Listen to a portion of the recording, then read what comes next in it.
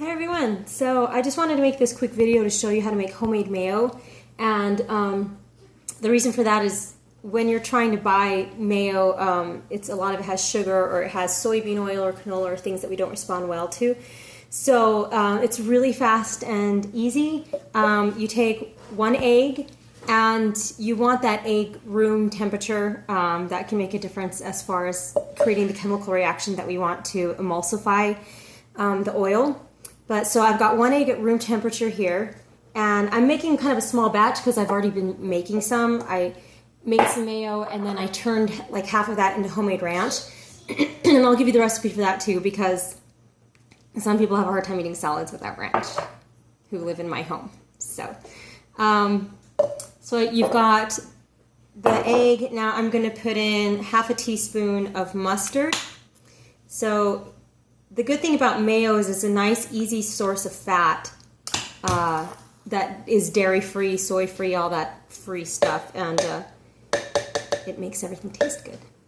So there's the mustard.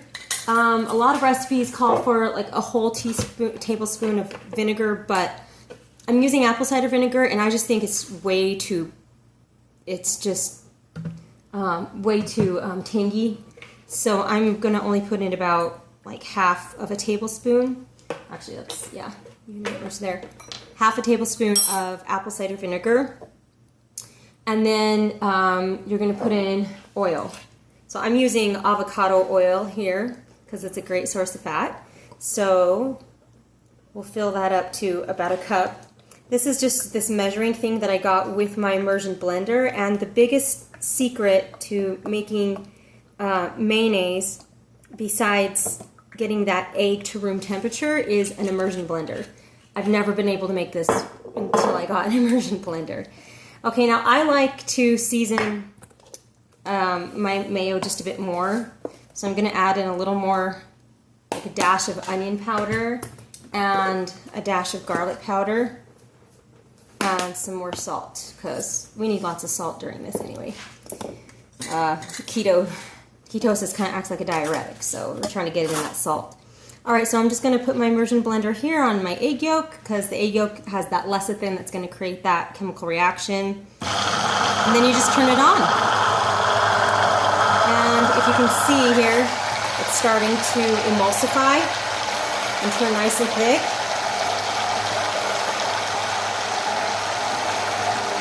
It doesn't take very long.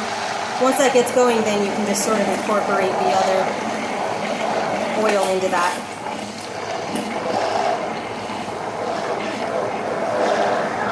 Alright, and I think we're done. The other thing that you can do too to make it taste more like store-bought mayo is to add in 1 drop of stevia, if you do okay with artificial sweeteners, because they do add sugar, and that is part of what makes it taste good. So I forgot, I'm going to add that in.